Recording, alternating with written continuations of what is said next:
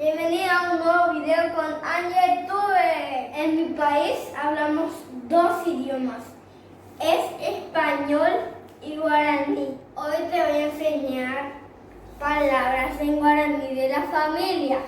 Vamos a hacerlo. Familia se dice owa pewa. Mamá se dice su. Papá se dice tú. Hermana se dice reindu. Hermano se dice ru. Abuela se dice yarui. Abuelo se dice taita.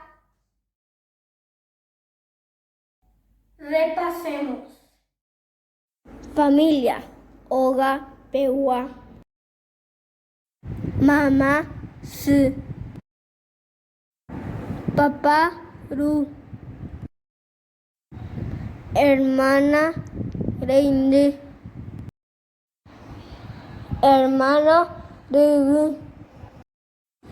Abuela, yarui. Abuelo, taita. Si te gustó este video, me puedes regalar un like, suscribirte y tocar la campanita. Espero que les haya gustado este video, chicos. ¡Chao!